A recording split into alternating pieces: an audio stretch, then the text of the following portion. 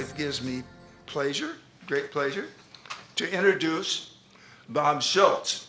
Today, we're happy to have Bob Schultz, a Minnesota MUFON member for the past 27 years, giving a presentation on Wendell Stevens' investigation of the Billy Meier Pleiadian contact case. Bob's presentation today has taken more than 100 hours to research and edit during the past 2 months.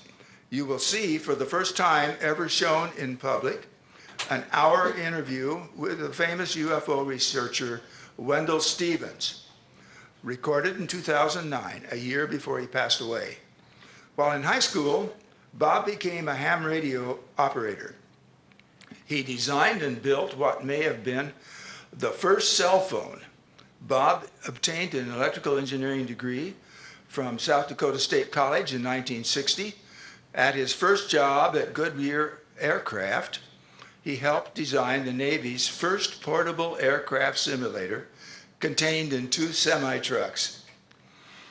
While working at Remington Rand Univac, he was one of 4 logic design engineers who designed the Navy's first transistorized digital computer, the Naval Tactical Data System. He designed and taught the first digital computer course at St. Paul VTech. While working at Control Data Corporation, he designed many computer graphics display systems, one of which was used at Lawrence Livermore National Laboratory to analyze nuclear fusion reactions. For his work at LLNL, he had to obtain a top-secret Q clearance. Bob obtained his private pilot's license in 1967 and has logged 1,800 hours in single-engine private aircraft. His longest round-trip journey was to Scotland, flying a Mooney Mark 21.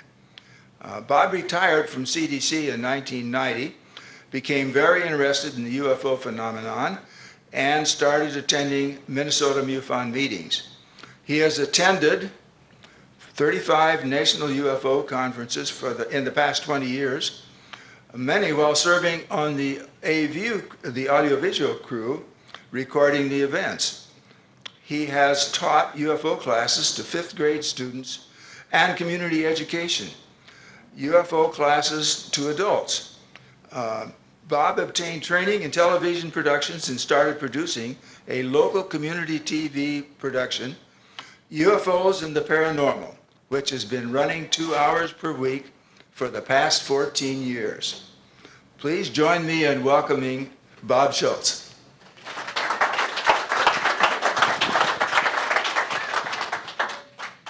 Well, thank you very much, Bill. Today we're going to be talking about the Billy Meier case of Pleiadian contacts. So, contact with the Pleiadians. Did Billy Meier's ET contacts really happen? If you have researched this on the internet, you'll find many people on the internet that say that this didn't happen, that it's a big hoax, that they really can't accept all these beautiful UFO photos that Billy Meier has taken of all the UFOs that he's seen from the time he was a child to at least the 80s. He's taken thousands of pictures, and I think these people have a hard time accepting it because they're not spots in the sky. They're up close, structured craft, and you're going to see some of them today. So I heard this story in 1994 for the first time when I went to my first conference in Nevada at the International UFO Congress. And Wendell Stevens spoke, I think it was 2 hours that night, on the Billy Meier case. Well, who believes in the Billy Meier story? You don't have to believe in it. You should look at the evidence that I'm going to present in this presentation today and decide for yourself whether you think it's true or not. But I know for a fact that these people that are listed here, Wendell Stevens, Michael Hessman, Methuselah Meier, his son, and Phobal Chen, who knew Billy when she was only 10 years old, when he was visiting India. And she saw the craft, and she saw the celestial beings, she calls them, that visited him in India when he was there for a couple of years. She later, that was at 10 years old, but she later became the Cambodian UN ambassador. And she came to one of our conferences and spoke about her early time when she was 10 years old and verified that everything that you hear about Billy Meier is true. Okay, today I'm going to have this little slideshow. It's 44 slides, but I'm going to go through it really fast. And then we're going to hear this presentation that Wendell, it's an interview that I had Wendell do for me when we were in Cabo San Lucas together in Mexico for a week. We rented a 2-bedroom condo down there, and I was able to get Wendell to talk to me for about an hour and a half. That has never been shown any place before. It's been locked up in my archives, and we brought it out for this special presentation today. And then you will see Wendell's investigation of the Billy Meier contacts, which he gave a presentation on at the International UFO Congress on December 1st, 1994. Okay, so first, a short history of myself. This presentation is going to be on our YouTube website. It's going to be seen internationally. So a lot of people don't know me. I know most of you know me, but I want to review a little bit of my history first and then show you how I got acquainted with Wendell. So you're going to see me as a little baby here. There I am, 1 year old, my first Christmas, and a couple of years old, 4 years old, I guess. And my dad had a habit of giving me a new electric train every Christmas. And then I'm in college here. This was my first year in college at South Dakota State College, and this picture was taken in 1956, but I became a ham radio operator in 53, and that's kind of my little setup there in the dorm room. Then I graduated from South Dakota State College in 1960, and then, of course, got married and had a couple of kids. And then this was the first computer I helped design. I designed the top 4 drawers here. As you can see, there's a drawer down on the bottom that has a bunch of logic cards that is extended. Normally, when this computer is working, all the drawers are closed. But the top 4 rows was my responsibility, and it took about a year and a half to design that. Then these computers were used by the Navy on every ship. And this picture was taken when I visited the USS Midway, which is now a museum in San Diego. So I took this picture in 2016 showing that this computer is still operating. All these lights are flashing. Sorry it isn't in video, but they're all flashing, and it's running a diagnostic program. It has been running since 1963. On a carrier, they usually had 3 or 4 of these computers doing different functions, and on submarines, I know I was in one of the submarines one time. They just have room enough for one of these computers. Then after I worked at UNIVAC for 3 years, I transferred to a little startup company called Data Display. And this was the first display system that I designed there. And then here's the one that I did for CDC, Control Data Corporation. After I got my license in 1966 and having 20 years as a pilot, I decided I wanted to do a really big trip. I wanted to go over to Scotland in a single-engine aircraft. So I let it be known that I would like to have a co-pilot with me. So this is Mike and Bob here, and we're just getting ready to leave on our trip. It took 33 hours, but we stopped at many different airports on the way. There is the airport we had to find in Greenland. Now this is about June 29th, it says there. Okay? Well, I had heard so many other people that had made this trip and never found the airport, and they had a lot of problems when they didn't find the airport. So we didn't have GPS at that time, and there was no nav aids here. We had to find this just by dead reckoning, and the compasses don't work up above the Arctic Circle, so you have a hard time finding this airport. And when you get there, all they have is 50-gallon drums of gasoline. They don't have a pump. They don't have any buildings or anything, just 50-gallon drums, sealed.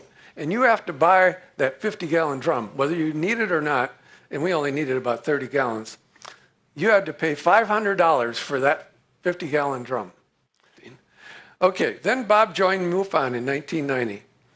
I did some research on crop circles in 1994. This was my first crop circle that I researched, and it was in Malacca, Minnesota, 3 circles. It's in corn. This is corn that's laid down flat in a circular pattern. And it's laid down in one direction on the center circle and the opposite direction on the outer circles.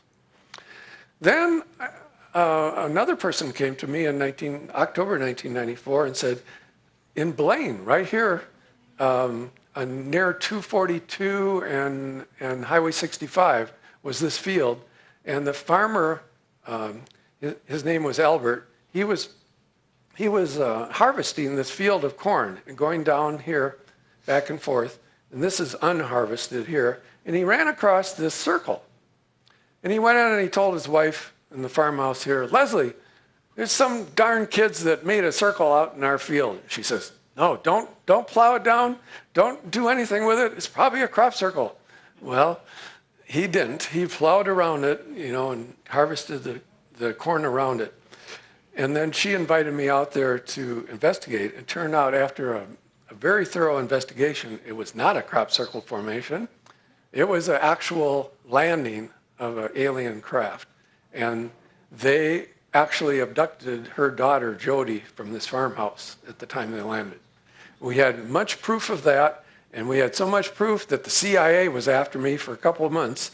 They were following me around and trying to get my pictures, and I wouldn't give them pictures, and they were really mad at me. This is one in Hamel, Minnesota, and it was in August '99. There's a close-up of it. Then I attended 18 international UFO congresses. These symposiums were held in Nevada each year, beginning in Mesquite, and then we moved down to Laughlin. But the first conference was in Tucson. I didn't attend. That was in 1991. I didn't know about it then. But I attended the one in 1994. Now, the person that started this conference is Wendell Stevens. And he had a weekend conference in 1991. That was the first International UFO Congress. Later, the next year, 1992, 93, they moved to Las Vegas. And they were right on the Strip. And in the last year they were there, they got a lot of hassle from local government officials. And they said they didn't want them there anymore. They had to move. So they moved the conference to Mesquite, Nevada at that time, a smaller venue, not as noticeable as the Strip in Vegas. So Wendell, he enlisted the aid of these 2 people, Terry and Bob Brown. Bob was from Oakland, California, and had a video business recording all sorts of air shows, like the Oshkosh Air Show. He also went to France and recorded shows over there. So Wendell wanted him to start recording all these speakers at the International UFO Congress. Well, Bob did the introductions, but Terry did all the work.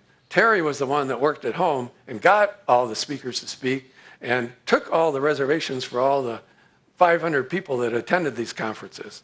And Bob was off doing his work. Well, I went to visit Terry a week ahead of time and help her get ready for this conference. These are 2 of their daughters. This is Bob and Bob. This is the hotel that they held the conference at in Laughlin, and it's the same hotel that is used by the Starworks USA conference now. There we are setting up the 2 screens. These are 12-foot screens. We have 2 projectors behind the screen, rear view projection.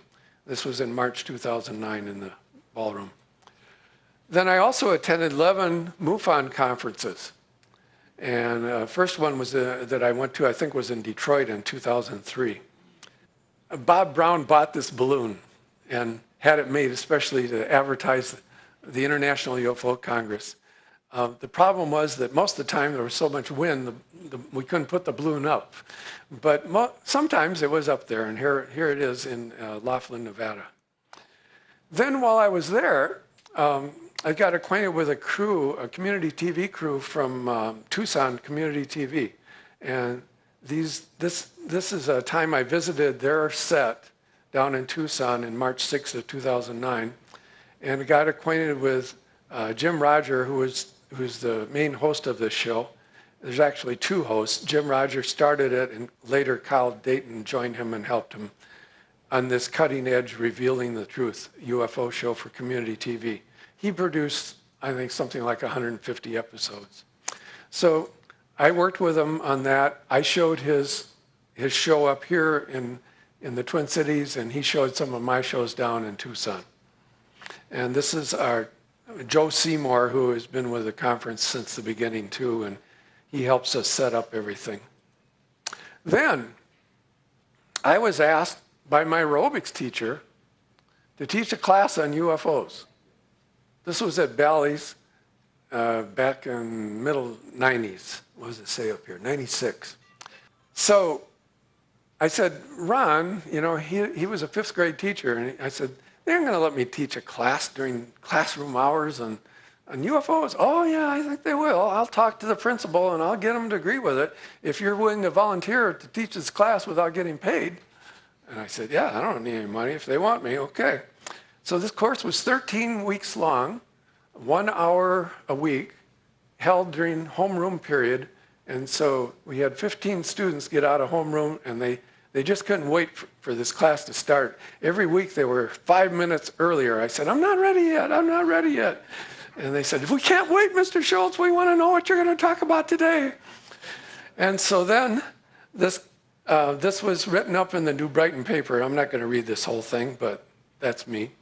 And then the Minnesota Education Association heard about this class. Now, MEA is a statewide organization.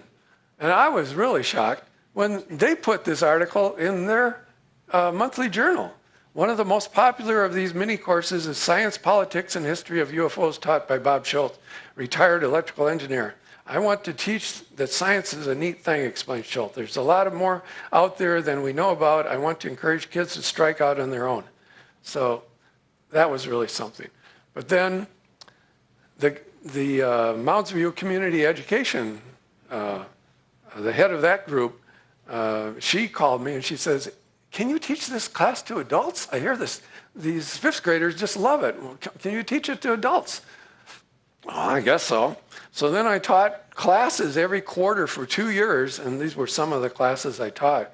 It got to be really a chore for me, and I said, I've got to get to people. I only get 15 people in each of these classes, and it's just not enough. I need to get to more people. So that's when I decided I needed to learn how to produce community TV programs.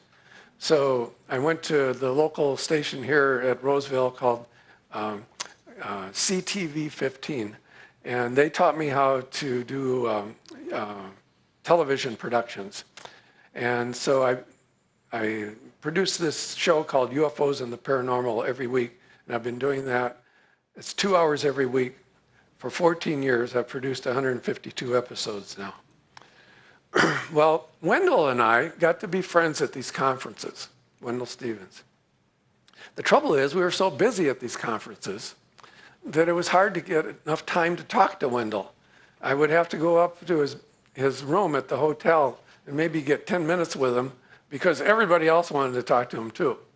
So Wendell and I decided we needed to get together. I mean, he was a pilot, I was a pilot. We needed to talk more. So we decided to take a vacation together, and we spent a week in Cabo San Lucas. We took our wives with us, and we rented a 2-bedroom condo at this facility here, Pueblo Bonito Sunset Beach Resort. So during that time is when I recorded this interview with Wendell that you're going to watch today, when I was here. He was out on the balcony in one of these rooms here speaking to me. This is Wendell and Susie's bed.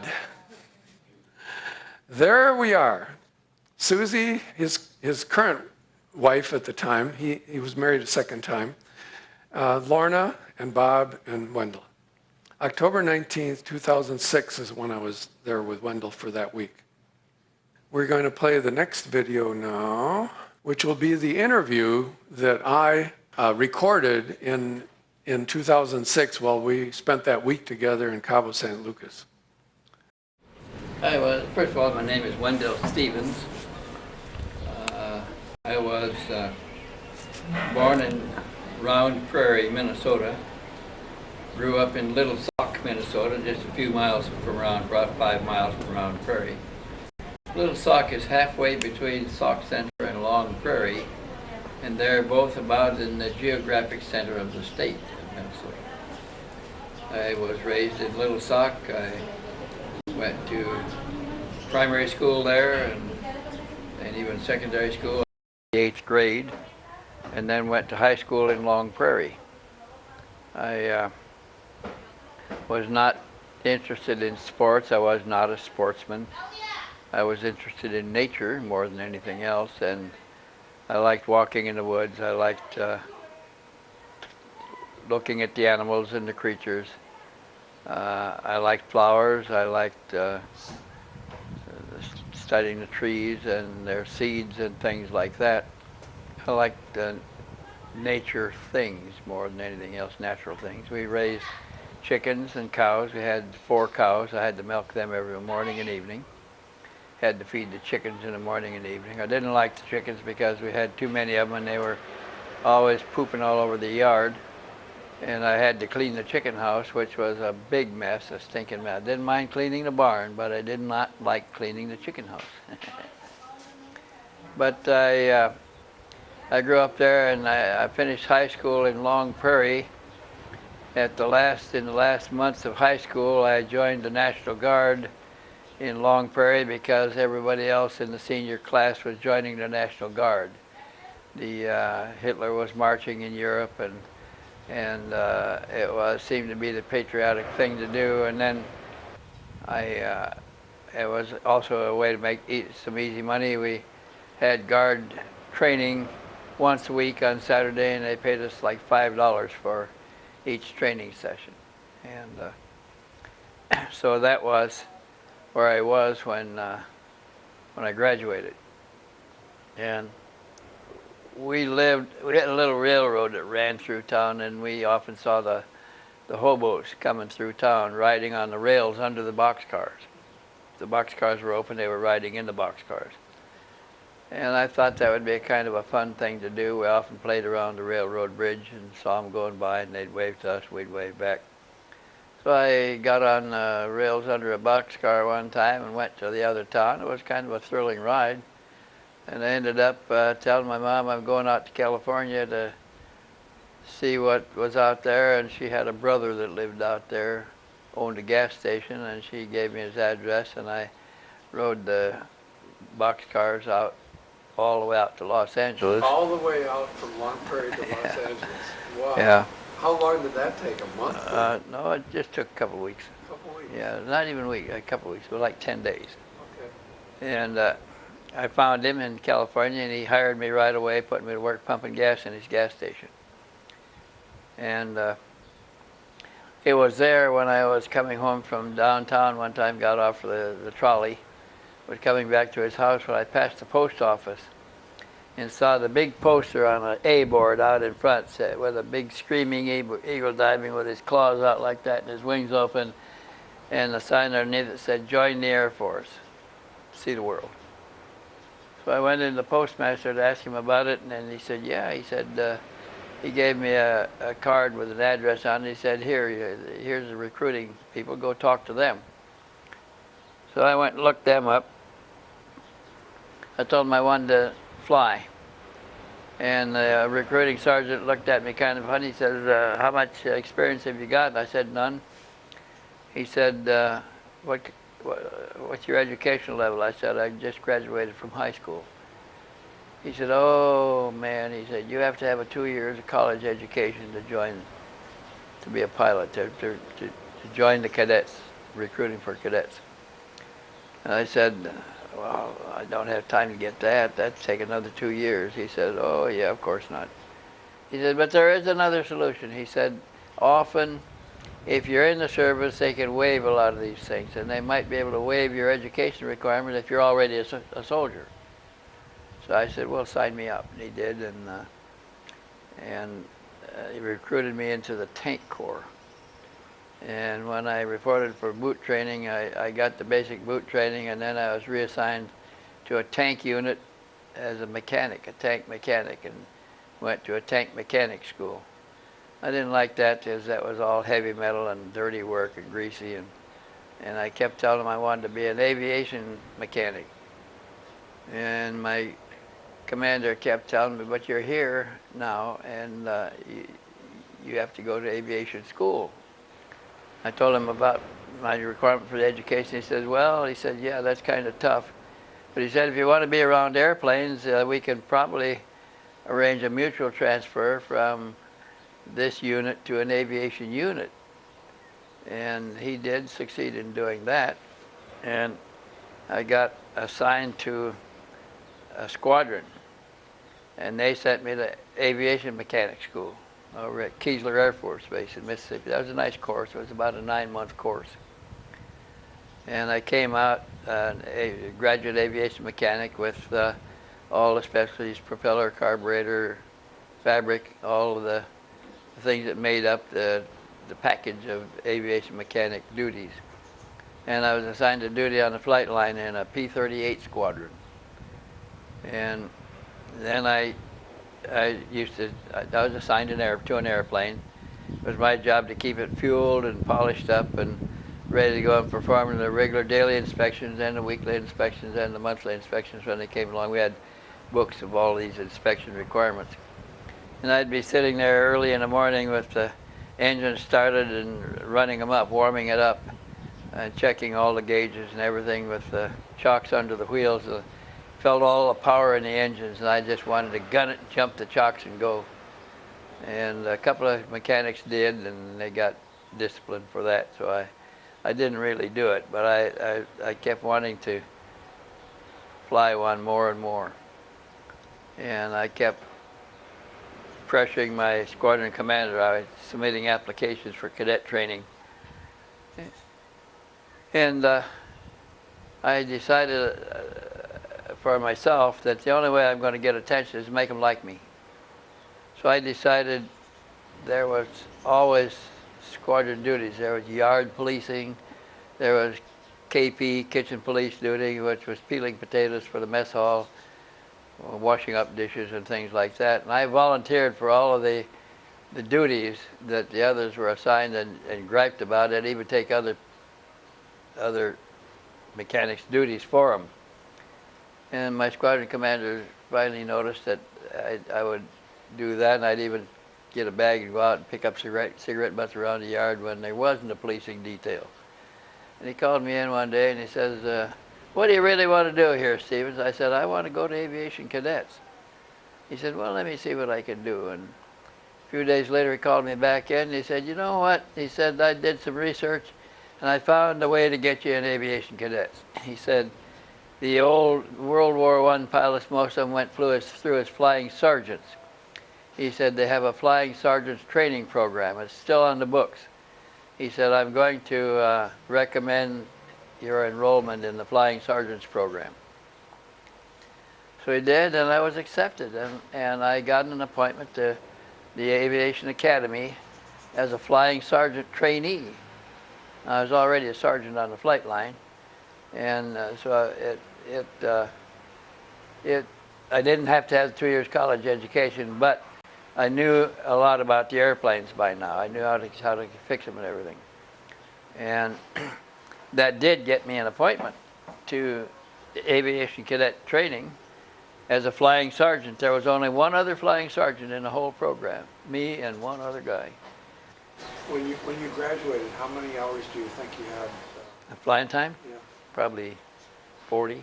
40 hours of 40 hours total time, yeah. And so I went to fighter advanced on P-40s, and when I was coming out of fighter advanced training class, there was a bulletin on the board looking for graduate cadets with prior engineering experience to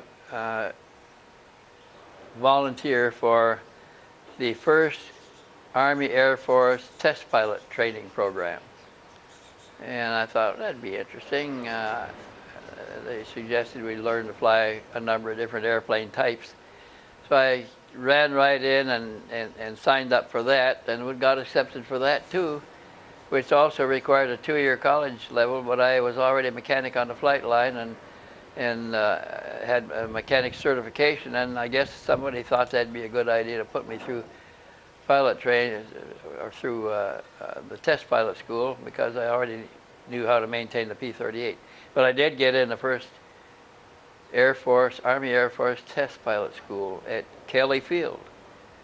And that was interesting because they gave us separate checkout courses there on all the aircraft in the inventory. We flew all the Army airplanes and all the Army Air Force airplanes and all the Navy airplanes that were in the inventory, regular equipment, which was the B-17 and the B-24, P-38s, P-40s, P-38s, P-51s, P-47s, the B-26, two versions of B-26, a short wing version and another long, lighter version. Now, wouldn't you have to get checked out in each one of those? You had to go through each one. You Each have to one, go up each with one was a another full week course. And we had to go through. We had to fly them in the simulator first. It was just an old they had link trainer. They had link trainers? Yeah, we used link trainers there, and then we'd go up with an instructor pilot, and he would demonstrate the characteristics of that particular airplane for us first, which ones had problems. One of the P-40, for instance, you couldn't turn too sharp to the left because it had a tendency to roll off on the left wing, and you'd dive in nose first and killed a lot of pilots. Each airplane had different peculiar characteristics to watch out for. Then after 2 or 3 rides with the instructor pilots, they'd send you up alone a half a dozen times, and then you'd go on to the next course. And I found that interesting because I liked airplanes. When I was a kid, in grade school and high school, I was building model airplanes. And I built a number of stick models, balsa and paper models that flew with a propeller driven by a rubber band. I never got any of them to fly real good, but they would take off and crash. And but I loved the airplanes, and I loved what I was doing. I loved being able to fly the real ones. They didn't always crash. I did like the B-17 and the B-24 because I learned there that the bigger the airplane is, the easier it is to land, because you have to set it up further back, and you just get everything all set up so the gauges are working right, and the bigger they are, the more they land themselves. When they get down to in ground effect, they flare out by themselves almost because of the bigger wings. And the fighters were a little tougher. You had to fly the fighters all the way down, and they would stall out easy if you're too high above the ground. But that course was the thing that got me probably the biggest adventure of my life. When after I came out of the test pilot school, having flown all the aircraft in the inventory, there was another recruiting message on the bulletin board looking for engineering officers, they called them. I graduated with a flight test pilot specialty, and they were looking for graduates with that specialty to man a new organization that was being created. It was called the ARU Floating, Aircraft Repair Unit Floating. And the first one, I was selected for the initial category for the first one. And I was just out of test pilot school, and when they appointed me to organize the first ARU Floating, they gave me a 1-grade promotion. They made me a first lieutenant already. So all the rest of the pilots around me were second lieutenants still. I had a couple of those in my squadron, test pilots. And the ARU Floatings were an aircraft repair squadron unit with all the shop equipment and everything built into the hull of a Liberty ship that had a flat bottom bow that could be run up on the sand, the bow would be lowered, you could drive vehicles out and pull airplanes with their wings off or folded into the hull of the Liberty ship to work on them. They rapidly filled my squadron up, so we were full strength in about 2 months. And then the second ARU was started, and they took about a third of my people away to get the initial cadre for the second ARU. And then they started a third one, and they took some from the second ARU and some from mine to provide the initial cadre for the third ARU floating, ARUF. And then we sailed with the fleet. Now, what I found interesting at the time, by then I'd gotten another promotion. Now I'm a captain and all my officers are first lieutenants. But I didn't live in a foxhole during the war. I had a stateroom on the Liberty ship. I had fine meals in the officers' mess. We had a laundry aboard the ship. I had clean sheets and clean clothes all the time. We had good food. We had great food on the ship. But we were constantly supplied with great food. So we had steaks 3 or 4 times a week, and so we were fighting the war from a rather luxurious point of view. And we sailed as the first ARU floating right into Ulithi Island was the first place we went to. Ulithi is in the Mariana Group. It's a very small island. It had a coral airstrip that a ship had offloaded a blade, a dozer, small dozer, that scraped the coral level, and then they laid pierced planking on top of it. It was steel mesh planking that was linked together, and they covered the whole airstrip with this pierced planking to make a solid runway on a coral bed. And that was what the Corsairs were landing and taking off on. And it was just long enough to get off when we had the morning breeze. And I don't know what would have happened if we didn't have a breeze, but there was always a breeze. But the runway was very short. And we stayed there for over a month, servicing those Corsairs, the cockpit. I had one mission when we were on Ulithi, getting my flying time in, and that was to fly a Curtiss Helldiver bomber. It was a little bigger than a fighter, but not a big bomber. It was a carrier bomber. And I was supposed to take a 1,000-pound bomb over to Yap, where the Japanese were, just less than 50 miles away, drop the bomb on the desalination plant, salinization plant that was furnishing all the water for Yap. And when I got to Yap and saw nothing but women and children on the beach, and the town, not much of a town at all, all there was women and kids as far as I could see. A few Japanese soldiers, but they were in tents on the end of the island. And I'm going to bomb out the only water supply on the island, and what are those women and children going to do? They can't drink salt water. So I flew over the desalinization plant, dropped my bomb about a half a mile beyond it, went back and reported a direct hit and got credit for it, and saved the women and children their water supply. They didn't strike it again because they thought I had taken it out. It wasn't operative. And I later I felt that was my major contribution to the war effort. I didn't destroy the life support for a number of women and kids. Right. Innocent women and kids. They weren't combatants. Then we moved to Mogmog, which wasn't too far away, and they only stayed. We barely got ashore on Mogmog when we were moved again to Okinawa. We pulled into the harbor at Naha, and we were there.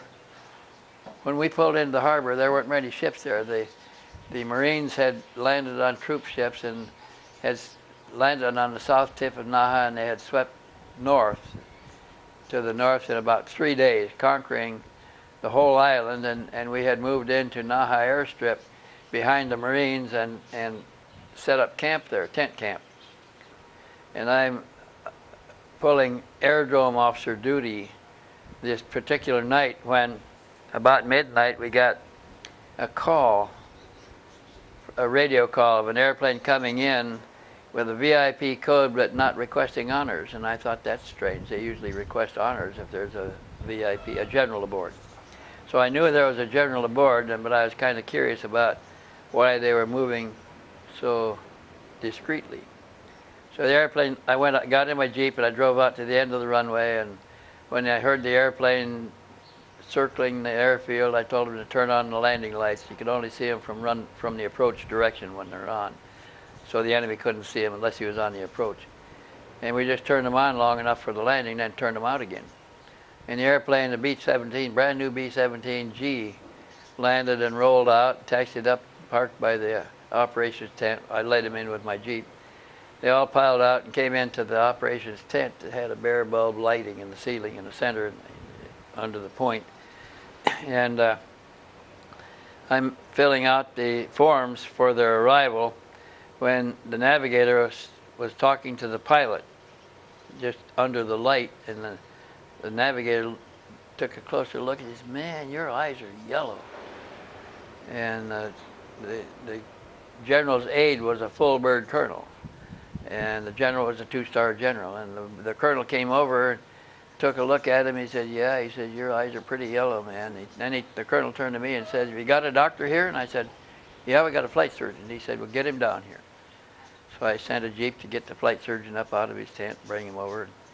He came with his little stethoscope and a bag, and he took one look at the captain, pulled his eyes open, looked down at him, and he turned to the general. He says, "This man's not going anyplace or he'll die. He's got a bad case of yellow jaundice." And the general says, "Oh," well, he turned to the colonel, and they talked for a couple of minutes. Then the colonel told me to get my commander down there. So I sent the Jeep to get my commander up. Brought him, our lieutenant colonel. He came over, and the general, when he came in the tent, the general says, "Look," he said, "get your personnel man down here. I got to find the pilot with the most 4-engine time to replace this crew member." And so the lieutenant colonel got the personnel officer up, and he came over, and they sent him over to look in the records and see which pilot. We had about 20 pilots on the roster. Which pilot had the most 4-engine time. Of course, I was the only one in the fighter squad that had any 4-engine time.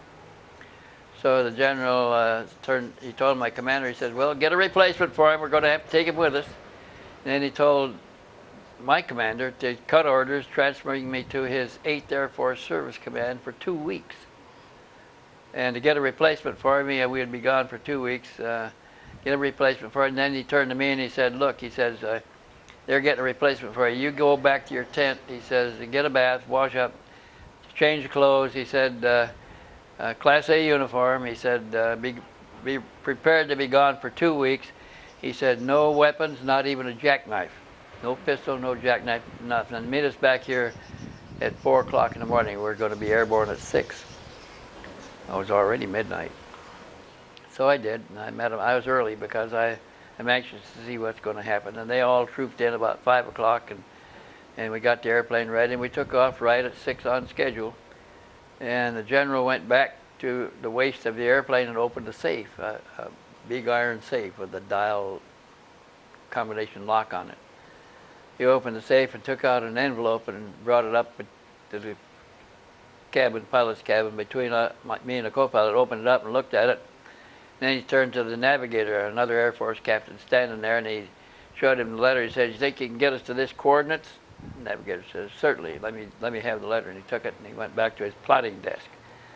He told us to take up a heading and a speed and keep climbing while he replotted our trajectory to make that rendezvous point on that time.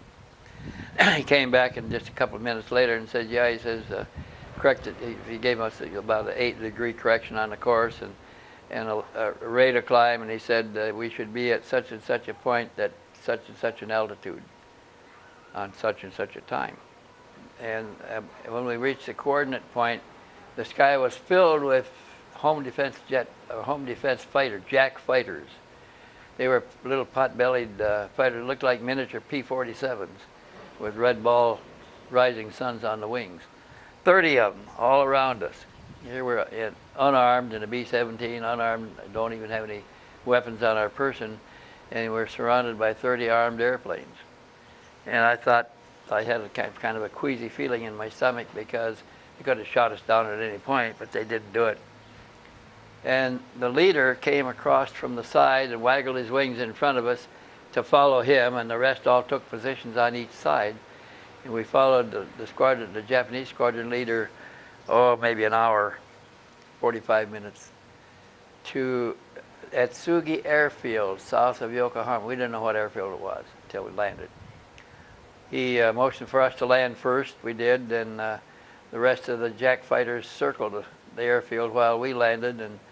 And as we landed on the runway, we looked at the windsock and we took the runway into the wind. And as we landed on the runway and are rolling out, a black Model A sedan pulled on the runway in front of us with a big wooden sign on the back, white lettered in black English, "Follow me." So we followed him, turned off the landing runway onto a taxi ramp, and taxied back to a row of hangars, and he led us to a hangar. The doors were open, and there was a man standing on each door, ready to close it too, I guess. They're big sliding doors. And they motioned for us to taxi the airplane in the hangar, which you don't do because you can get a fire in there, and it's closed space. But we did because that's what we're ordered to do by by the directors on the ground. Taxied it in the hangar, and they motioned for us to cut the engines. We did. The men on the doors closed them tight. Now we're on the ground in enemy country in a hangar with the doors closed and waiting for something to happen. And then the doors opened just the width of a Model A again, and 8 Model A's came through the door and lined up in front of the airplane. And then men started piling out of each one. There was 3 in each of those Model A's. The ones in front had Japanese senior politicians in mourning gear, I guess they call it. The gray and the 2-color gray striped trousers, the cummerbund, the white shirt with black bow tie, beetle-tailed coat, and a silk top hat. And besides, there was about 3 or 4 of those. I don't remember exactly which. There was a few of those, but there was a lot of admirals and generals with a lot of medals and braid and high rank got out of the other cars behind them. And our general walked to the head of the line, met the chief diplomat, and he took him down the line and introduced him to all the others, who they were. They were the highest ranking men in the Japanese services. And then the general came back to us with a Japanese captain. He said, "Here's Captain so-and-so. He's a fighter pilot. He went to school in Harvard. He speaks English perfectly. He'll take care of you." Then he said, "We're going with these gentlemen. If we're not back by 5 o'clock, you're on your own." Well, we're in enemy country in a locked hangar, and if he doesn't get back by 5 o'clock, we're on our own. What are we supposed to do? Crash out the doors of the hangar and take off? Anyway, the Japanese captain didn't seem to be too worried about it. He invited us to go up to the officers' quarters and get rooms. And he took us up to the officers' VIP quarters, got us each a separate room, including the enlisted crewmen.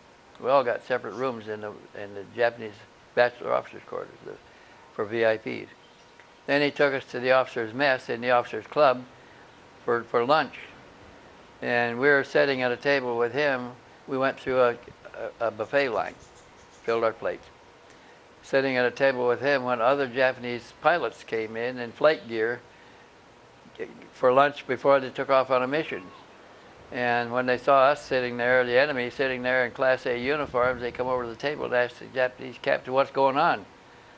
He'd say something to him about that, and then they asked us where we were from. We told them Naha, and he told them, and they'd laugh, say, "They're not going to have a base to go back to. We're going to blow it out of the water this afternoon."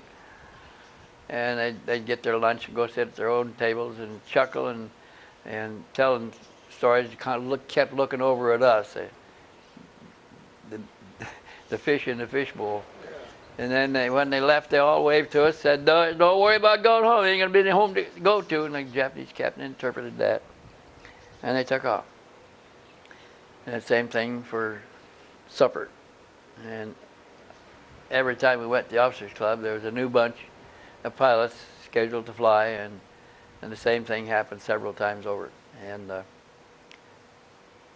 So the Japanese knew that we were on their base. I don't think any of those crew members knew what we were there for, because they're still flying hot combat missions. The war is still going on.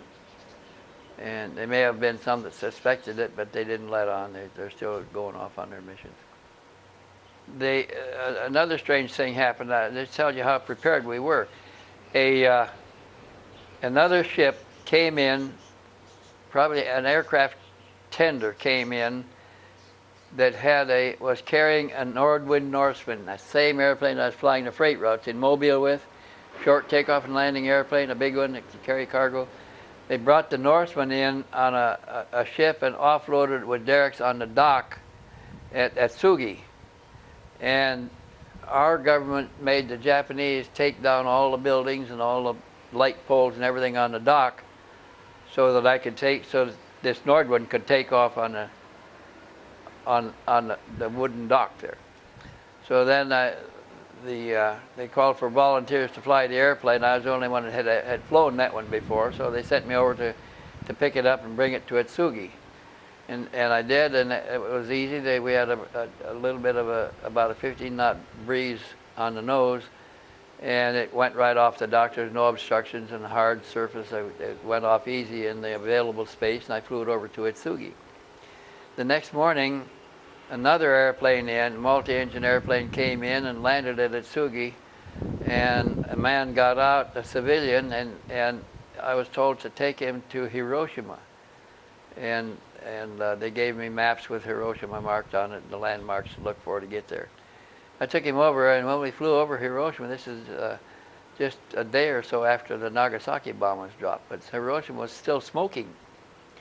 And when we got to Hiroshima, I couldn't believe it. The ground zero was swept clean. There was no buildings, there was nothing. It was just paved road space with the buildings blown away. And we landed in the middle of the cleared space and on a street, but with no buildings on it. Landed the Norseman. This guy got out with his briefcase, and he went around and took some measurements with a little device and made some notes in a notebook, and came back, and he got in the airplane and said, okay, we can go back. And I went back to Atsugi, and the other airplane was waiting for him. When we got back, he got in the other airplane, took off and left. And after he was gone, another American standing there said, you know who that guy was? I said, no, who was he? He says, Charles Lindbergh. Charles Lindbergh? Charles Lindbergh, yeah. And I said, Charles Lindbergh? God, couldn't be. He was born and raised in Sauk Center, Minnesota. Just 8 miles from my home. I should be able to recognize him. He's quite a little older than I was. But I didn't recognize him. I didn't know who he was until somebody told me. So later I found that Charles Lindbergh came out there and took Geiger counter measurements at ground zero on that particular trip. That was really strange. That didn't appear in our newspapers or anything like that. No. After the war was over, were you transferred to a new unit? Did you get out, or did you continue? When I came back I went back to my squadron on Naha, and it had already been shipped back to the States. We stayed in Japan for 3 weeks. And then by the time I got back, they were closed. They were packing up and being shipped, and I was on this general's crew on the airplane. So he went to my commander, had my orders extended, assigning me to the 8th Air Force Service Command crew. And I brought the general, came back with the general and Colonel Boyd, Albert Boyd. And Boyd went back to his old job as Chief of Flight Test at the Wright Air Development Center at Wright Field. General Bertrandus, it turned out, was a reserve general that was a vice president of Douglas Aircraft that had been called to active duty, given an extra star as a reserve general, and given command of the 8th Air Force Service Command specifically to go negotiate the surrender term. We knew the Japanese already knew the Japanese wanted to surrender, and he was going out to make the arrangements. Now the reason Bertrandus was chosen was because his daughter, Bertrandus' daughter, as vice president of Douglas Aircraft, was married to Hap Arnold's son, Chief of Staff of the Air Force. After 45, how did you get to Alaska? What year was that? Oh, I went back to Wright Field and joined the flight test group at Wright Air Development Center again. And at that time, we had a normal rotational period of 2 years.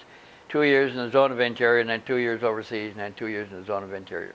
So I'm at Wright Field at the Wright Air Development Center, and I come up for normal rotation. And when I was reassigned, when it was assignment to Alaska, which was then considered an overseas base. It was not a territory. It was a territory, but it was not a state. Was this like in 47? That's back in 1947. And as a matter of fact, it was only a couple of months after the Roswell incident. And I was at Wright Field at the time, in the Flight Test Center, in the Foreign Technology Division, where all the information on the Roswell crash was being handled, but I was not in the need-to-know loop. So it all went around me. My job was screening the classified documents coming back, captured from the factories in Europe. And I was not in the need-to-know loop on the flying saucer, what they called anomalous aerial phenomena program. So when the Roswell crash happened, they went around me. Other officers in my office handled it, but I didn't know who they were, didn't know what they were handling. That's the way it was compartmented. Nobody knew what anybody else was doing. Now I come up for my rotational assignment, and when it came, I was assigned out of my specialty as a flight test pilot into an operations specialty in Anchorage, Alaska. And when I got to Anchorage, I found that in addition to being the assistant base operations officer, a flight job on an Army base, now the Air Force is separated from the Army, so we had Air Force officers running the air base, but the Army officers running all the rest of it, and the Air Force was a guest on the base. So I'm now assistant base operations officer, an Air Force officer on an Army base, and one of my additional duties, everybody has primary duty and additional duties. My main additional duty was supervising a team of high-ranking, classified, highly classified civilian technicians from my old base, Wright Air Development Center, that was installing special equipment aboard the B-29s that were flying their target profile missions on Russia. At that time, every B-29 crew had to fly a profile on his, they all had their target folders with them, took them home with them. And every crew had to fly a profile mission once a year. That meant they had to go to Alaska, fly all of the legs over the Arctic ice pack to the last checkpoint, and then they changed the direction and came back the same distance, the same time, from that checkpoint to their target. They turned back and came back over the Arctic ice pack and made a simulated drop. But everybody had to do this. So because this was an operational requirement, it was funded. There were a lot of other programs that wanted funding that didn't get it, that were piggybacked on this required missions of all SAC crews. There was a Coast and Geodetic Service wanted to do mapping, so there was a mapping project piggybacked on that target profile mission program. And it was from that data that we photographed every inch of the Arctic in daylight with no clouds, from mosaics assembled from all those missions.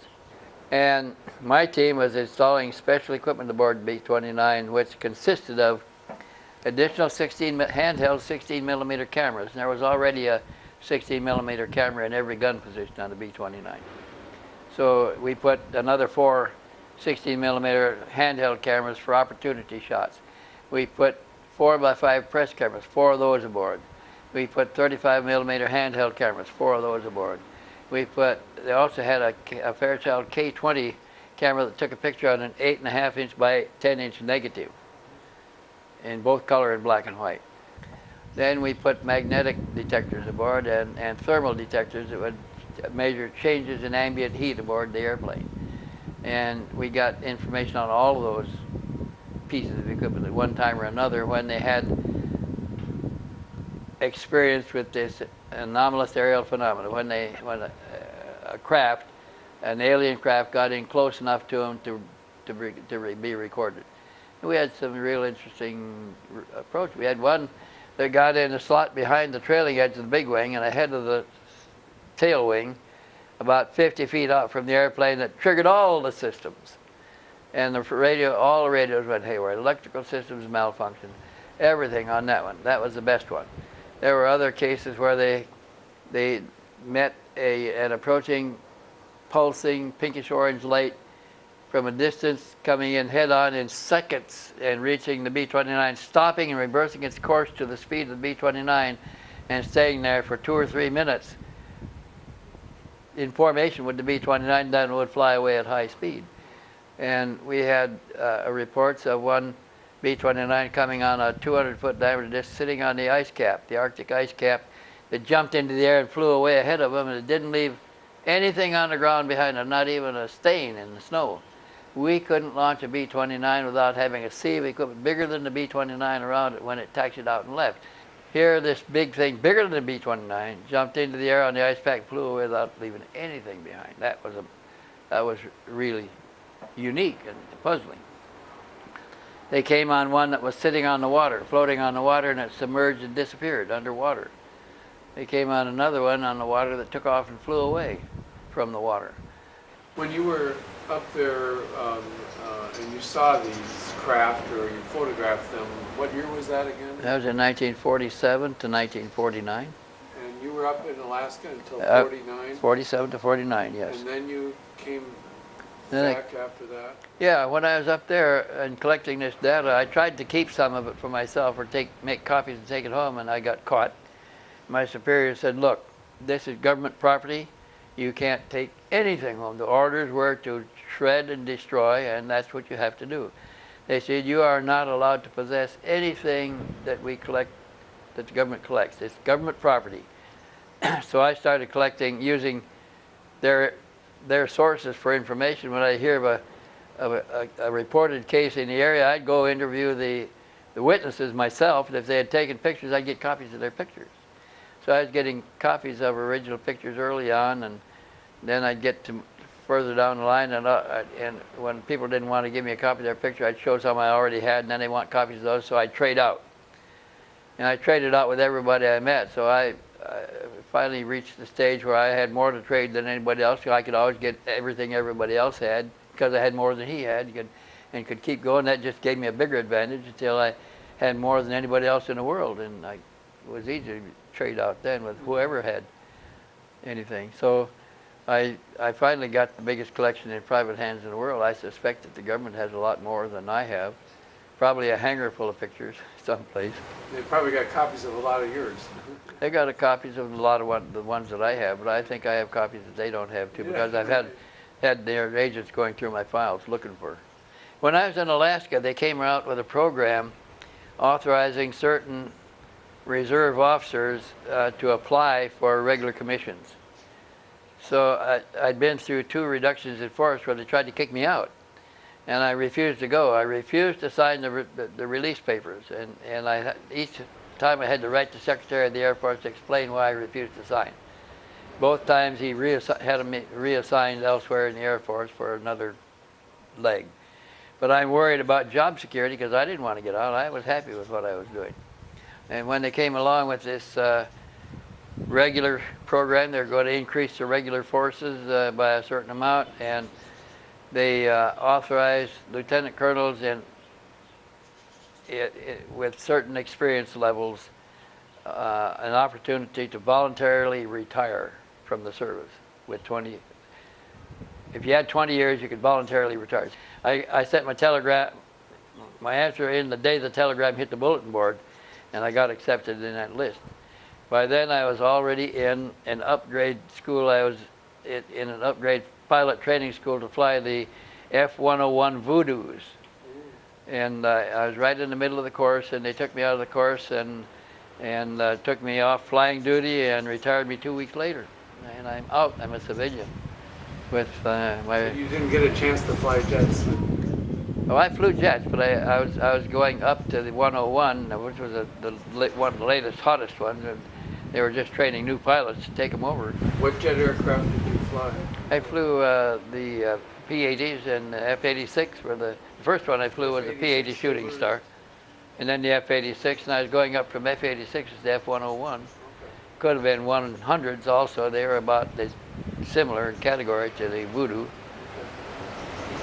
Okay, well, I'd like to thank you very much, Wendell, and we've got an hour and 20 minutes in here. I'm sure you want to get up and stretch, and so thank you so much. Oh, you bet.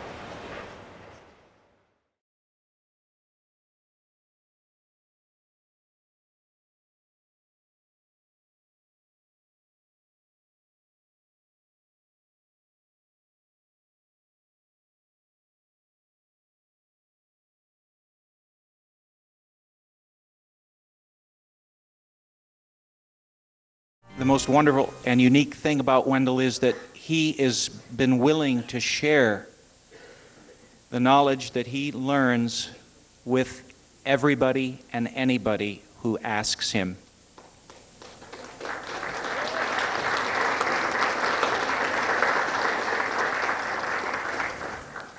And this is so wonderful and so special and so rare. And tonight, he is coming to share a little bit of this knowledge with all of us again, yet again. And it's a rare treat tonight because he's going to talk on a subject that, in truth, for the last, 8 or 10 years anyway, it's a subject that he has been reluctant to continue talking about. He says, the Meyer case, the Pleiadian case, that's old news. We did that investigation, years ago. I've said everything I have to say on it. And that's pretty much where he's left it, and he's moved on to newer stuff. Now, there are generations of people that are now interested in the phenomena, and many of them really don't know much about the Billy Meyer case. And right now I'm going to bring Colonel Wendell Stevens up, and please give him a great round of applause. Thank you.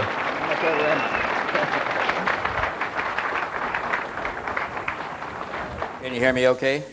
First of all, I want to thank you all for coming to this meeting tonight. I'm going to do this extemporaneously.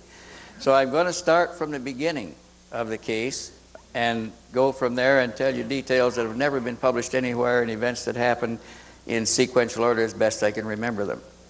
So with that, Pleiades almost seems like an unpleasant word today, the way it's abused and bandied around and misused, but it's a very important word. The Pleiades are a very prominent star group in our history and mythology. Everything mentions the Pleiades someplace or other. It's in all of the mythological lore of all of the countries of the world, as a matter of fact. So, did this Meyer case that is so controversial, did it start with Billy Meyer? No. His case didn't start there, and there were other cases of visitors, human beings, coming here from the Pleiades before Mr. Meyer's case with them started in 1975. So, the thing of interest here is, when did it all begin? It looks to me like the Meyer case didn't start with the Pleiades. It started with another group that identified him when he was, actually, there's evidence that it started when he was a baby, when he was dying of pneumonia in the crib, and he was given up for dead. The doctor left, said he won't live until morning. And miraculously, he was breathing well in the morning, and he had almost fully recovered. Later, the Pleiadians mentioned they're saving his life at that time. He didn't know anything about this, of course. And when they mentioned it to him, he went back and asked his parents if there was something strange about the early days of his birth, and they told him yes, he had a miraculous survival. So that was the first clue that he got that there was direct interference in his life. At about the age of 8, there was a direct contact where he and his father saw an object pass, a disc-shaped object, pass at low level over a field where they were working. He asked his father about it, and his father said, it must be one of those new German weapons. They live right across the border from Germany. They could see the bombers bombing the city right across, and they wrote it off. But he thought that it couldn't be the case because it was huge. It was a large disc flying at low level. Then later, a few years later, when he was about 10 or 11 years old, now he's seen things in the sky ever since. He got to where he could look up, and he could see them in the daylight in the deep sky. He could look through the blue and see them up there, and he knew they were there.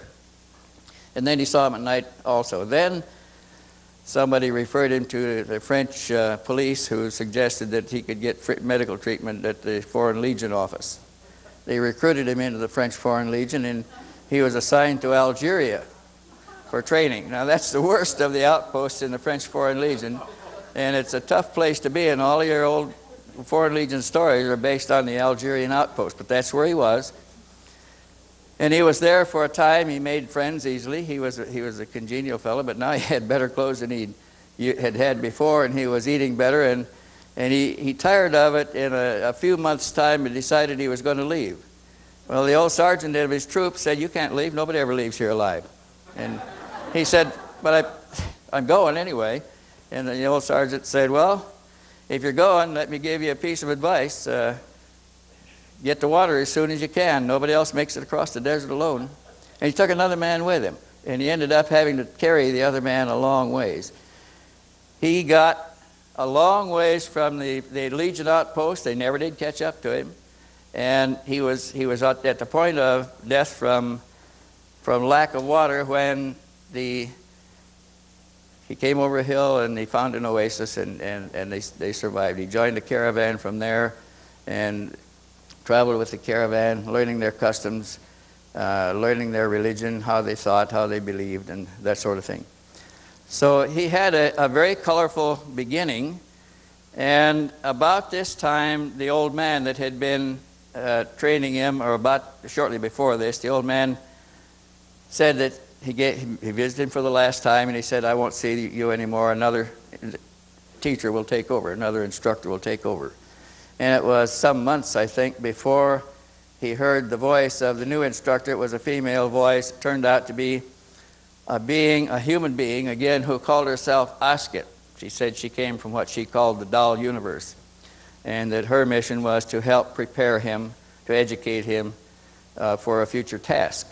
Now, it was Asket who led him through all of the major religions, one by one, where he lived in those societies. He learned their religion. He became a Sunday school teacher, or the equivalent of a Sunday school teacher in several of them. He worked his way across the desert with a salt caravan or a camel caravan. He got to the Red Sea. He was captured by pirates, and he was imprisoned aboard a pirate ship for a time. They put him ashore in Turkey, and he made his way across the Middle East there to India, where he lived in an ashram for a year. So he has a very colorful background. Now, strangely, last month in New York, was almost a year ago in New York, I was at a Whole Life Expo, and I was late because my airplane was late. I had to take a taxi in to the hotel because nothing else would get me there in time, and I ran up the stairs and was running down the corridor. There's a man on the platform like this, trying to hold it until I got there. And as I ran down the corridor, a lady grabbed my arm and said, I got to see you after this.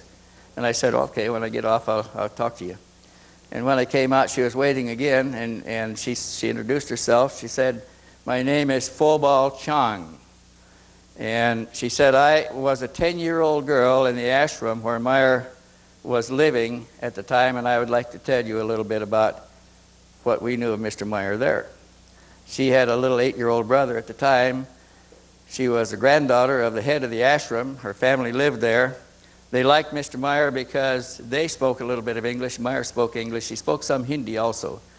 But they liked Mr. Meyer because he had a pet monkey. And he would let the little boy play with the monkey and make him do tricks. The monkey could do some marvelous tricks. And so she remembered him very, very well. And we were sitting at a table in the Pennsylvania Hotel in New York, and she said, but the villagers around there kind of regarded him as strange. And I said, strange? What do you mean strange? What, they think he was crazy? She said, oh no, they didn't think he was crazy. She said they thought that he was in touch with a celestial woman, or he's being visited by a celestial woman, because some of the eyes around the ashram there's a lot of eyes in India, had seen him taking pictures of the spacecraft, and had even seen him talking to the occupant of the spacecraft outside of it on the ground in India. Now this was a corroboration I'd never heard of before. I didn't know that Meyer had a monkey. I didn't know that he knew a 10-year-old girl and an 8-year-old boy there in the ashram. I didn't know who ran the place or anything else. So I wrote Mr. Meyer a letter, and I asked him if he knew somebody by the name of Phobal Chang, and did he have a monkey? And he said yes. He wrote back a very nice letter. He said, yes, I had a monkey. I named him Emperor Hanuman. Hanuman is the name of the monkey king in mythology, in the Oriental mythology. And he said, yes, he did a lot of tricks. He said he could do a lot of tricks. He said, you know, I've always wondered what happened to those kids, the boy and his sister. He said, I think of them every once in a while. And how did you find them? And could you put me in touch with them? So I did. And on our way back to, the Phobal Chang now is a diplomat in the United Nations. She represents her country, Cambodia, as an international diplomat.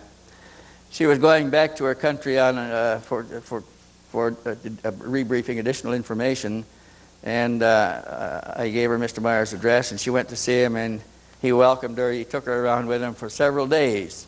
When he went to the doctor, he took her along there, renewing old acquaintances. And she came back and said she had the most marvelous visit and renewing of acquaintances with the man. And she said, he is really a spiritual man.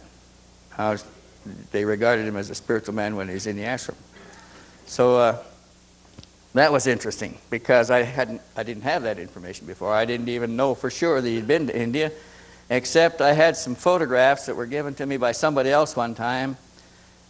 That was a copy of a picture that was published on the front page of the New Delhi newspaper, and it showed 8 luminous spots in the sky over the railroad station. It was taken before a crowd of 2,000 people at the railroad station. They're waiting for a train to come in India. They get on the train, they hang on the sides, they ride on the top and everything else. And they was waiting for a train to come in, and these things gyrated all over the station there for a number of minutes, enough time for word to get to the New Delhi newspaper that there was a craft over the railroad station, unusual aircraft, and they sent a reporter to the station to do the story. He got there, people in the crowd pointed out Meyer as a man with a camera that had taken the pictures, and the reporter went to Meyer and asked him if he could borrow the film, and Meyer gave him a roll of film. He took it back to the newspaper office, developed it, and they printed 2 pictures on the front page of the New Delhi Times, and sent the pictures and negatives to Mr. Meyer after that. So I asked Meyer about the pictures, and he showed me other pictures that he had taken in India, about a dozen he had. And I even published some of those in the first book I had, but I didn't have a lot of information on them. So in this letter, when I asked him about the pictures and about the monkey and about the kids, he said, I took over 300 photographs in India at that time of the spacecraft flying, maneuvering above and around the ashram and the railroad station in New Delhi City. And he said, I had all those pictures. I kept contact notes. He said I had good contact notes on those contacts. There were scores of contacts with the woman who called herself Osket from the Doll Universe. And he carefully guarded his notes, but he sent copies of important ones out to a few friends in Europe. He also sent copies of some of the pictures. When he was coming back from India, he was unemployed all this time, so he's making his living by working at whatever he can do as he goes around the country. He was a snake catcher, he was a veterinarian, he dug graves, he begged for a living, everything you can imagine to keep body and soul together. And on his way back from the ashram now, he's carrying some baggage. He's got his contact notes, he's got his photographs, and he's got some clothes and things that he'd accumulated there.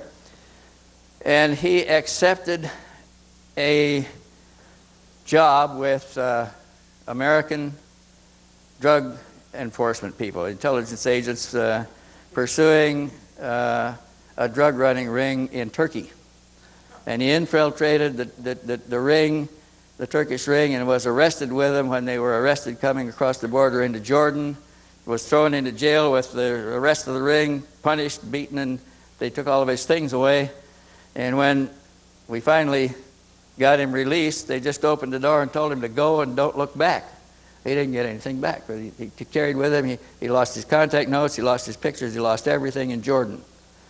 So he doesn't have a whole lot of record of what happened in India. He only has what he was able to recover from friends in Europe that he had sent out while he was there, and that's 3 or 4 of the contact notes and about a dozen or more of the pictures. So, how did I get involved in all of this? I was collecting UFO photographs, been doing that for a long time, and probably a dozen years or more before this, and I had over 2,000 pictures in my file, photographs of UFOs. And I had been exchanging UFOs with UFO collectors, investigators all over the world, and I had a lot of contacts. One person that I was exchanging information with was Lou Zinstag in Switzerland. She was a multilingual journalist who published the first UFO journal in Europe in German in Basel, Switzerland. It was her area where this was all taking place, and shortly after Meyer got back with the first pictures taken on the 28th of January 1975, they came to the attention of Lou Zinstog. She went to see him, and she found a poor farmer living in as a guard on a property, a caretaker on a property that was not being occupied by the owners. And it was a very simple family, a man with a wife and 2 or 3 children they had at the time. She talked to him about the case and about the pictures that he had been taken. And her first question, she was a devout fundamentalist Christian. And one of the first questions she asked him was about, did they have Jesus Christ? And he said, no, they don't have that concept there. They don't have their creation is not personified in our image. It's not like us. So this turned her off a great deal, because this flies in the face of her basic religion, and she's an older lady, and she didn't want to give that up. So she said, well, I like the man. He's a simple man, but he doesn't have Jesus Christ. The beings may not be all that good. But he gave her about 12 of the pictures at the time. And she took the 12 pictures back home, and she wrote me and told me that she had something very interesting to show me, and she thought that she ought to show them to me personally, that she was going to come to the United States in 2 weeks, and if I'd meet her at the bus station, she would bring them with her. So a few weeks later, 2 weeks later, I met them at the bus station. They called me from New York and told me which bus they were on. And when they arrived, it was Lou Zinstog and Timothy Good traveling together. And they were on their way. They were bringing the pictures to show me of the Meyer case, 12 of them. But they were also basically here to do their own investigation of the Adamski case. And they were interested in investigating what could still be investigated of the Adamski case. And they're on their way to Vista, California to talk to any of Adamski's old neighbors and relatives that might still be around there. So my contact began with Lou Zinstog, but after 2 or 3 letters she said, this is too much, I can't keep up with it all. I'm going to refer you to another friend of mine, a multilingual journalist, Ilse von Jacobi, who has written an article on Adamski, and she'll be glad to translate a few of your letters. So I sent a couple of them through Ilse von Jacobi, and she would translate them to German, send them to Meyer, and Meyer would write an answer in German. He'd go to Ilse von Jacobi or Lou Zinstog, and they'd translate them again into English and send them to me. And finally, this got to be an awful long process. More pictures were coming each time, and it was beginning to look like there was a lot more. They told me there were over 300 at that point. And I thought, my God, this is going to take forever. I'll just have to go over there. And about that time, I got my income tax refund back, bought tickets, and went to Switzerland to find him. When I left, I didn't have an address for him or not. My addresses were to Lou Zinstog and Ilse von Jacobi. So when we got to Germany, I went to Ilse von Jacobi's house and asked her to take me to Meyer. So she said, okay, but after we got to Switzerland and Zurich, she said, you know, I don't really know where he lives because I've never been here before, but I think we can find it. So we started out from Zurich, and if you've ever been to Switzerland, there's little tiny street signs there with points on the end that identify all the streets. We couldn't find any signs that said anything about Schmidrudi. They had moved by that time, and they were in the location they're in now. So I had another lady with me who said claimed she was psychic, and Ilse von Jacobi, of course, said she was psychic. They said, we can find him. So we're driving a rented car in Switzerland. They said, turn here. And I say, are you sure? Turn here. There's no sign that says anything about where we're going. We just turned. And you know, we drove right up to Meyer's house and parked in his driveway right in front of the place. And then Ilse says, I believe that's the house. I think that's Mrs. Meyer looking out the window. And we went up, sure enough, that was it. So that was the first indication we had that there was some other kind of outside influence involved here. We didn't know how we got there. And this is an example, though, of how these things happen. We call it synchronicity, but you'll find later that there's a whole lot more to this than that simple synchronicity. When I sat down in front of Mr. Meyer, he, at his coffee table, which is a big oak door with 4 legs on the corners, and they fixed us a cup of coffee, and I sat down there on one side with Ilse von Jacobi to do my translating, and Meyer on the other side, and I said, I'm sure glad to finally get here and talk to you across the table. I'm tired of these letters. And he answered, I'm pleased to meet you, Mr. Stevens, and I am glad you're here. Now, my translator said he couldn't speak a word of English, and here he's just done it. He answered me in English. So I looked at her, and her mouth is open, and she's looking at me, and she said, "But he doesn't speak any English." I said, "He just did." So then I tried to talk slowly and simply, and most of his answers were in English, and occasionally he would answer in German, and she would translate that. Now, every question I asked him, he looked me right in the eye, right straight in the eye, never wavered. He was a simple man. I discovered soon on that he wouldn't tell a lie for any reason in the world. He claimed he was an anti-materialist. He wouldn't own anything. He didn't carry any money in his pockets. He didn't have any personal possessions but his moped, which somebody had given him, and he had a broken camera that somebody had tossed away that he had fished out of the salvage someplace and had it. That's what he was taking the pictures with. This camera had the lens, the focus adjustment on the lens. The ring was jammed. It had been dropped, and it was jammed just a little bit short of the infinity setting. And the mirror, it had a window beside the lens. It was not through the lens focusing. It was the kind that has the window on the side. And it has a mirror in it to give you the correct parallax so you could shoot a decent picture with it. The drop had broken the mirror loose. You couldn't even look through it anymore. So he shot his pictures by holding his camera out this way because he couldn't look through it anyway. And with a focus adjustment he couldn't control, and he used one light setting. He used f11. He shot everything at f11 and 125th of a second on ASA 100 film. All those beautiful pictures were shot that way. That's how good a photographer he was. He really didn't know anything about photography at the time. And he didn't care. His camera worked, and he could use it. Now, after he had taken the first few sets of pictures, friends tried to give him better cameras. And he took the better cameras with him and tried to use them, but he couldn't work them with one hand.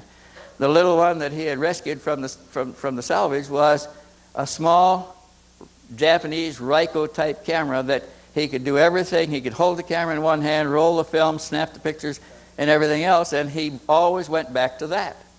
He just couldn't use the bigger cameras. So here I find a man who is taking beautiful pictures of UFOs. He's got one arm. He lost one in an accident, and he can only do this with one arm. He's taking these marvelous pictures with good scenery that look like somebody posed the ships and everything else. And the composition was even good. There were marvelous pictures. And he didn't know anything about photography. He's using a broken camera. And I'm thinking, he's getting some help someplace. But I took the pictures, I brought them home from that trip, and I started looking for somebody to do some analysis on them. I knew that Ground Saucer Watch was testing pictures and claimed they had a way to do this. So I went to Ground Saucer Watch first. They didn't have time to mess with me. They looked at them and said, "Yeah, they're fakes." And I thought, well, they don't know enough about them, or they wouldn't be saying that. So we started looking for somebody with an open mind. And we were looking for, we had other evidence too at the time. I had a piece of metal, I had a number of things, and we were looking for a scientist who had an open mind, probably a cross-disciplinary scientist that wasn't locked into peer pressure in any particular field. And we found this in the case of Mr. Jim Dilatoso. Didn't even have a degree. But Jim Dilatoso had gone to school until he was 28 years old. He had gone to college long enough to have gotten a half a dozen degrees if he had decided to specialize in anything and wrote the papers. But he liked going to school. He was what we call a professional student. He liked going to school. His family could afford it. He just kept going to college, taking more subjects. He'd taken all the electives, and I was taking all the sciences. And so when we started talking to Dilatoso and trying to figure out how are we going to get a hold of this, how are we going to analyze this material, he says, well, let's start with the experts. So he went to Ground Saucer Watch and talked to him. So we talked to Bill Spaulding's second-hand man, asked him if we could get a look at the equipment. So we did, and we found out that it was manufactured by Spatial Data Systems at Goleta, California. So we went out to Spatial Data Systems to find out what they knew about the system. And they said, oh, yeah, this system, they came out here and looked at it. They said a man came in here and looked over our equipment and gave us this 4-point program for analysis. He gave us a name, it's a very famous name today in UFO research. But they said that what we really needed to do was find out a way to do what we wanted to do, that the procedure that was being used wasn't the best. We said, well, can you demonstrate it?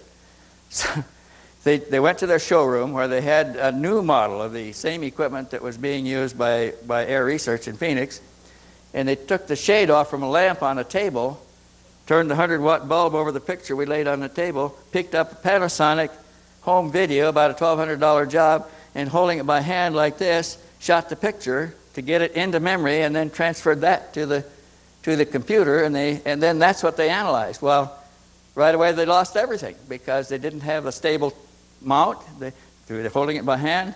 They had incandescent light, 100 watts, and it was reflected from a thing on a table. There was no light table, there was no filters.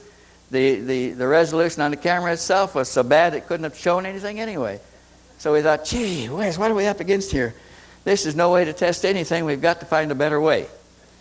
So the people at Goleta said, go over to JPL. They're the ones that are making these beautiful pictures from this fuzzy image data that's coming back from the satellites, and maybe they can tell you how to do it. So we did. We went over to JPL, and we introduced ourselves at the front office, and we were ushered back into the office of Frank Bristow, who was the administrative supervisor of the JPL visitors office at the time. And of course we had to sign in on the sign-in book and everything else to do this. To get in there at all, you have to do that.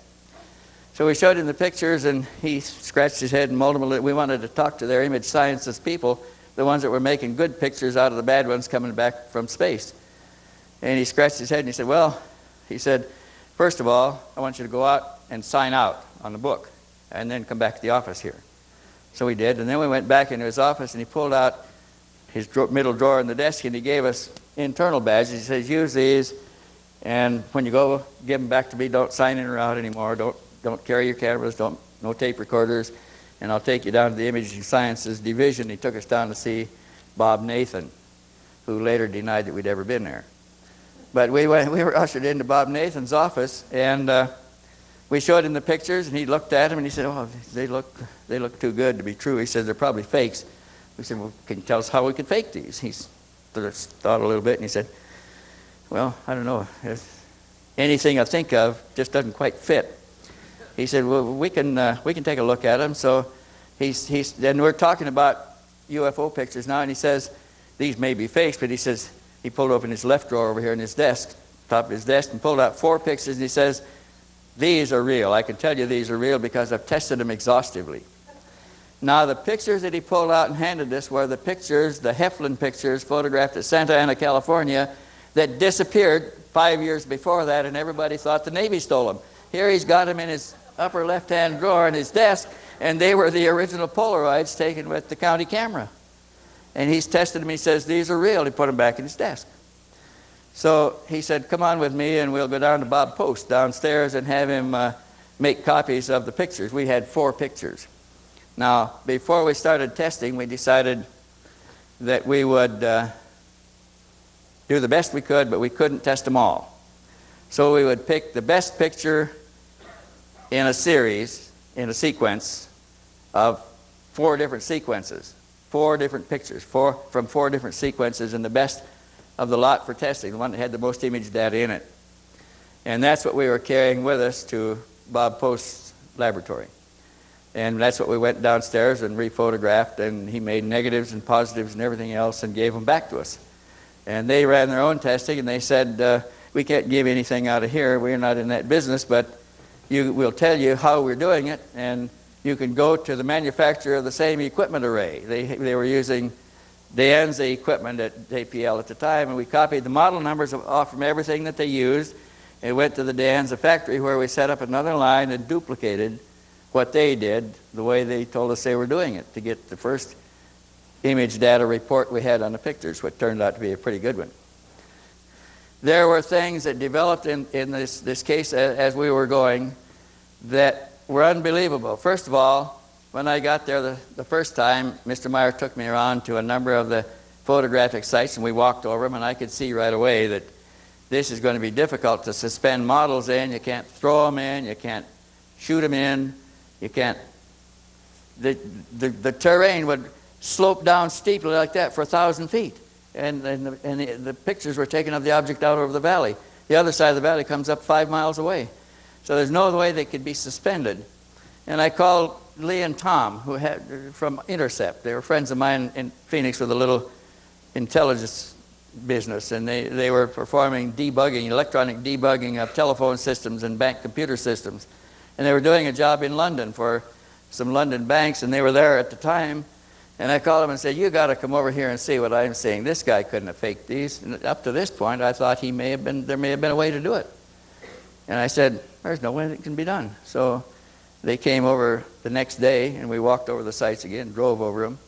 And looking at them once more, they said, well, this is going to take some sophisticated equipment, but we can work it out. We'll rent laser surveying instruments so we can measure distances across valleys, and we'll take pictures, we'll try to duplicate it, we'll make models and suspend them into the scene and all these things. And we went to a number of sites, and they came away, they said, we don't do this business, but this is interesting, because if he's faking it, he's got a new technique, and we're going to find out about it.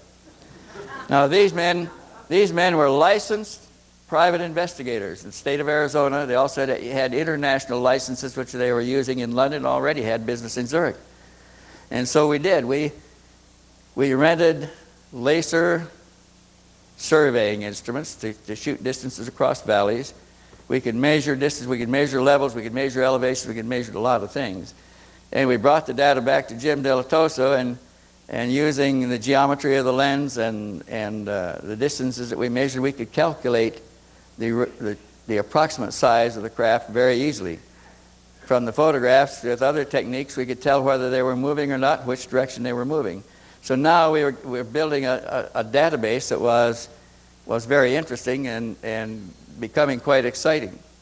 So now I've had them over there, and this is my second trip.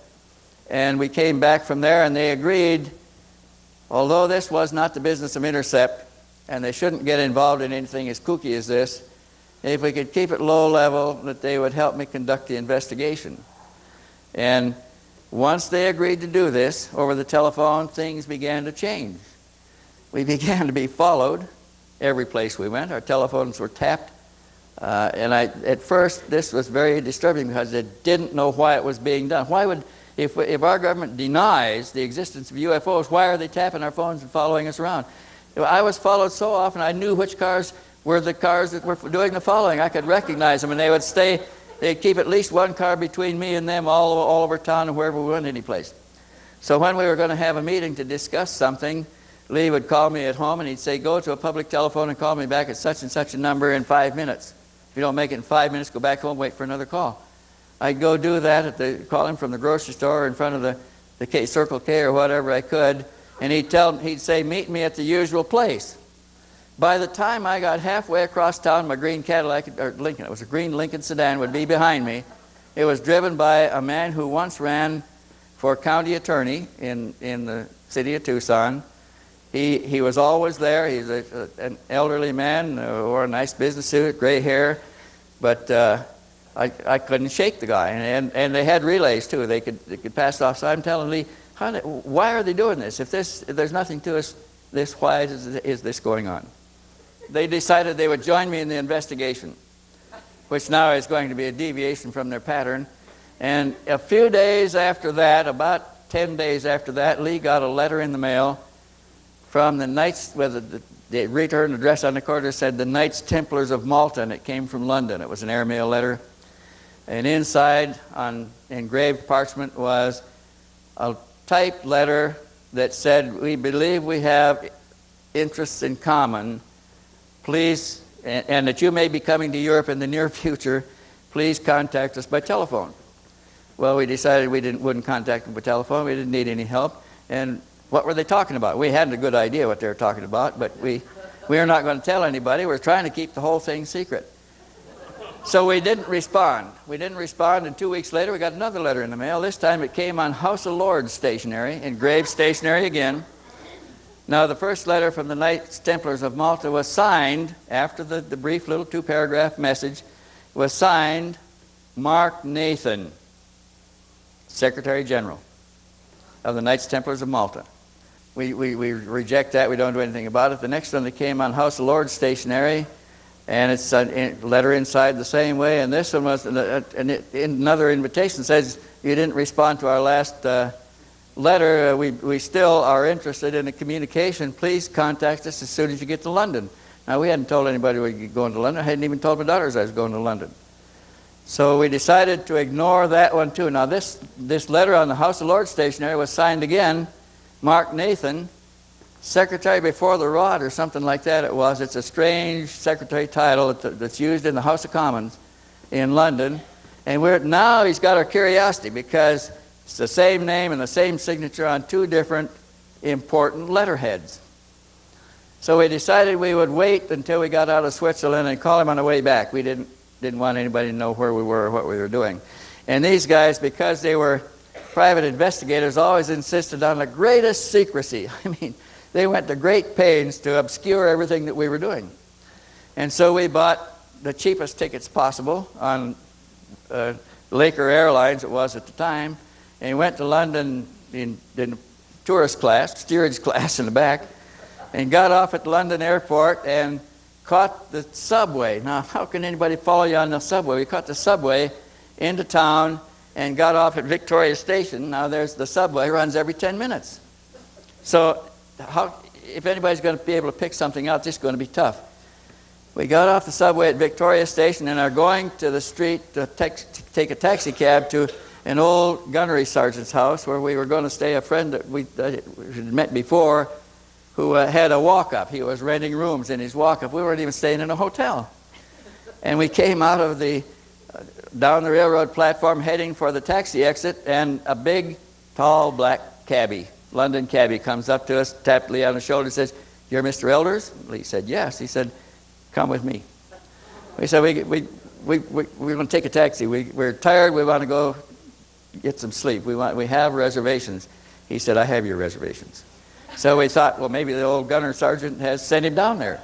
So we got in his cab, put our bags in there, and he didn't drive us the direction we were going. We wanted to go out of London, and he took us right downtown London, around Hyde Park, and parked in front of the Grosvenor House. The Grosvenor House is a big apartment hotel on Hyde Park, right on the side of the Hyde Park, that looks at the American Embassy on one side and the Russian Embassy on the other. And he parked in front, said, "I'll lock the bags in the car, come with me," and he locked everything in there. We went in the lobby. He motioned to somebody, and another man came along. We got on an elevator, took us up to the third floor, and he's not giving us any opportunity to refuse or anything else. Now, there were some bars that could be drawn across at that time. I thought they were fire protection, but they may have been something else. Anyway, we got through, and we got off the elevator on the fifth floor, walked down to room number, I think it was 520 on the left-hand side. He knocked on the door, opened it. There was a man with spectacles and business suit behind the door. And we were introduced to Mark Nathan. And he's standing in front of this big, fat, black, overstuffed chair, and he smiles, and he motions us to sit down, you know. So I sat down on the big sofa. Lee and Britt were near the small one. They sat down on the two-cushion sofa. And he sat down, and I started to pull my pants up over my knees like that so they wouldn't be uncomfortable. And about that time, the white telephone on his right-hand side rang 10 short rings. Now, immediately, we knew what that was because we had been in Meyer's house at a time when the Pleiadians would ring his telephone 10 short rings to let him know that what he was thinking was them and not his own thoughts. Early on, he wasn't clearly able to distinguish between telepathic transmissions and his own thoughts. And then, in that case, they would signal him 10 short rings on his telephone. Now, no telephone in the world can ring 10 short rings because there's only 6 lobes on the cam. You can get any combination of 6, you can't get 10. And we took his telephone apart to be sure of this. And he had the same kind of a phone. It's a bunch of rotary cams, and it can't be rung short. You can't get 10 rings of any kind. So here, we'd heard this in Meyer's house. So here we're sitting in front of this Mark Nathan, who we don't know who he is at the time. And his phone rings 10 short rings, and he said, he tried to answer it, and there was nobody on the line. And he said, "Hello, hello," and he tried. And he says, well, that's strange. He said, and I looked at Lee, and Lee and Britt looked at me, and we know what it is. We say, have you ever heard a ring like that before? He said, that was kind of strange, wasn't it? Lee said, do you think it rung 10 times? And he said, well, maybe. And he said, I'll find out. And he picked up his phone, and he called down to the desk. He said, who rang? They said, no calls to your room. He said, could anybody call this room from any place else in the hotel? And they said, not going through the switchboard. There's been no calls to your room. And there were some more questions, and he put it down and shook his head and started to talk, and the red phone on the other side rang 10 short rings. So he says, I'll find out about this. And he picked it up and said, hello. There's nobody on there. And he says, this is a secure phone. It's monitored 24 hours a day. Nobody can dial in here that doesn't have a certain security clearance. He says, I'll find out about this. And he asked that operator, and he said, no, you haven't had any calls. No lights on the board. Nobody's called you. And he put it back up. And then he introduced himself, and he said his name was Mark Nathan, that he was the case officer for the London District. That's CIA case officer for the London District. That means he's in charge of the whole London District, and we're sitting in his office, and he's Mark Nathan, and he signed these two fake documents, the letter from the Knights Templars of Malta and the letter from the House of Commons in London. And then he proceeds to tell us that they're interested in what we're doing, that they haven't been able to get a man inside, and they wondered if we would talk to him on the way out. So we said, sure, we'll talk to you. And he wished us well and sent us on our way. They told us what they knew about the case, and we probably talked to him no more than 10 minutes, and he sent us downstairs. He sent us to our residence in a big limousine, which probably surprised all the neighbors because the gunnery sergeant lived in a very poor neighborhood of London. And then, after that, every time we went in and out, we were picked up by the CIA, taken to his office, and we were either asked what we were going to do going in, or we were asked what we did when we came out. And if we were carrying pictures or anything, they asked to see them, and when we handed them to them, they'd take them out, and they'd bring them back 15 or 20 minutes later. We'd talk about various things, and we finally had been to his office so many times, we were getting to be on a first-name basis. We called him Mark, and he called us by first names. About the fourth time we came out, he said, look, my wife would like to fix you dinner tonight. Can you come by for dinner? So we said, sure. He said, I'll send the limo to pick you up. We're staying at the gunnery sergeant's place again. He said, I'll send the limo to pick you up about 5 o'clock. That'd be okay? And we said, sure, that's fine with us. So the limo arrived, and we got in it, and we went to his house, and he introduced us to his wife. His wife was an ethnic Chinese lady who was a Chinese intelligence agent. Sun Chi Li, are you here? She was a Chinese intelligence agent before Mark Nathan met her. Mark Nathan was an American intelligence agent, and we came to the conclusion that it was a marriage of convenience. It gave us a channel into their operations and gave them a channel into ours. Why this had to be the Chinese, I don't know. But she was very gracious. She fixed a wonderful Chinese dinner, and we had a nice dinner that was very sociable. We talked about ordinary things. And afterwards, they invited us into their living room to have tea.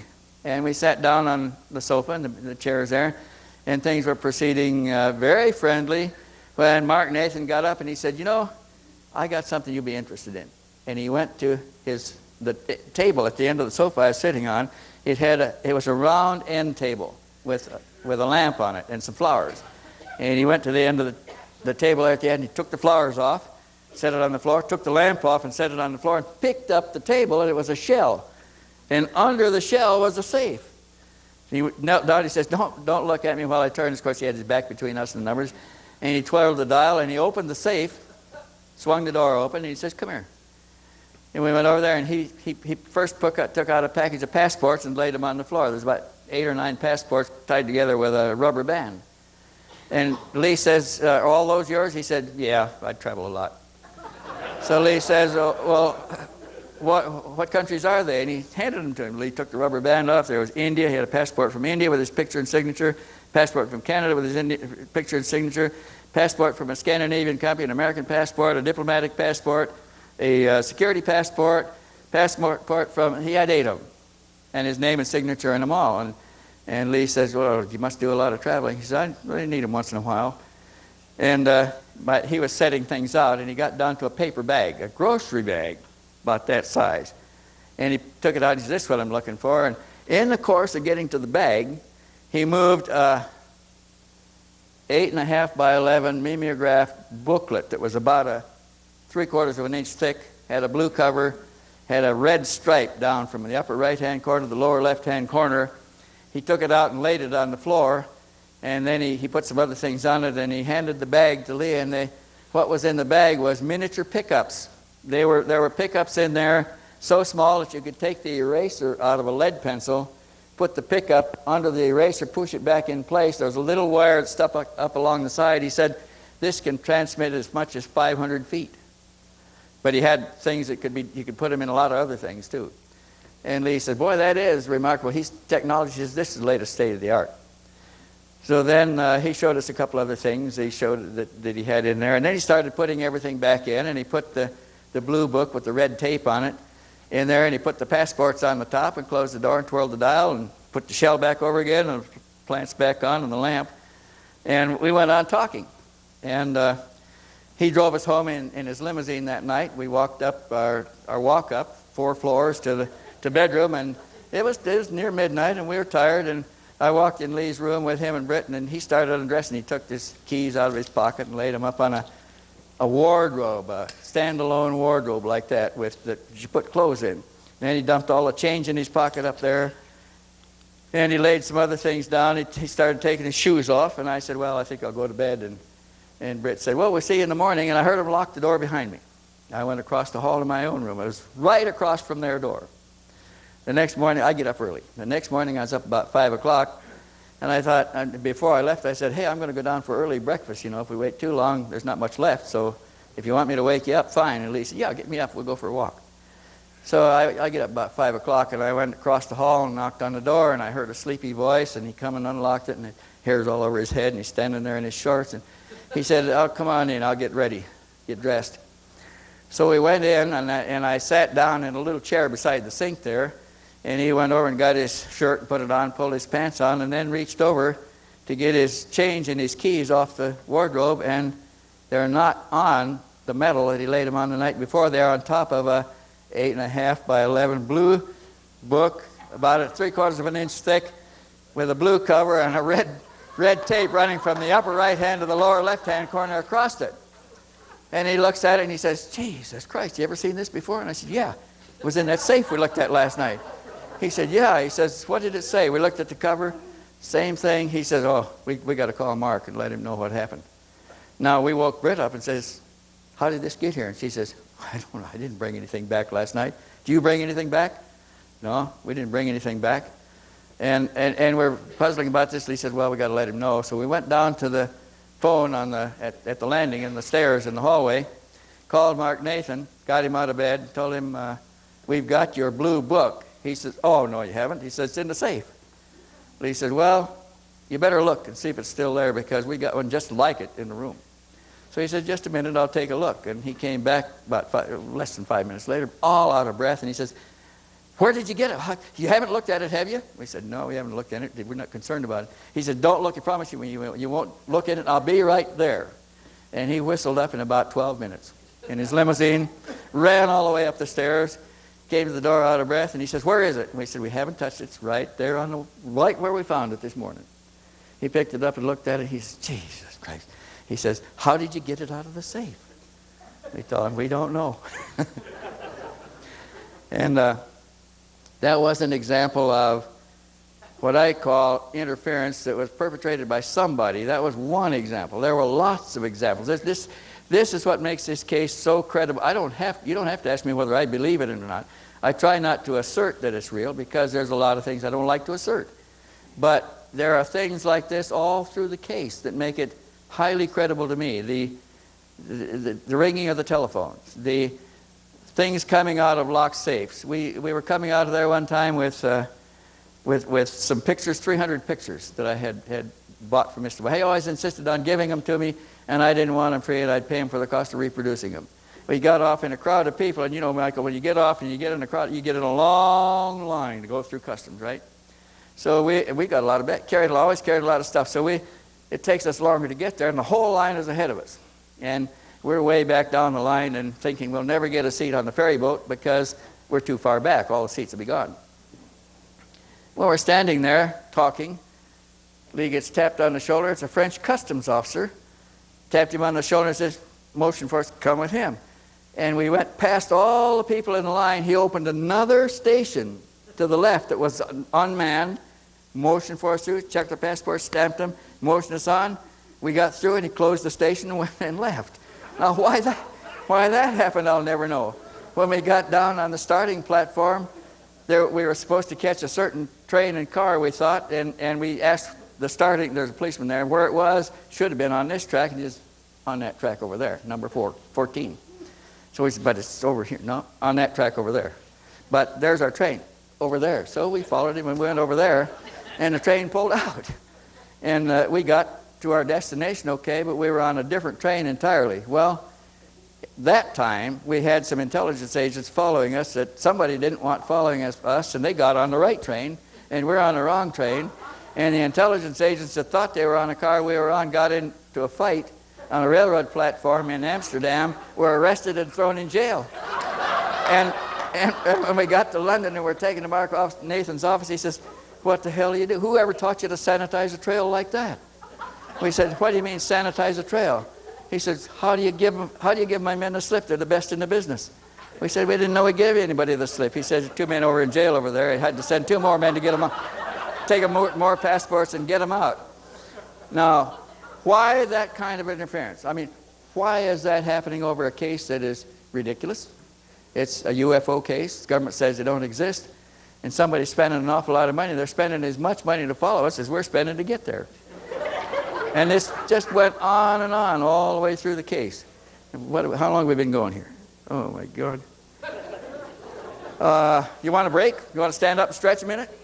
Okay, let's take about a 5-minute break and just stretch. If you have to go to the bathroom, do so.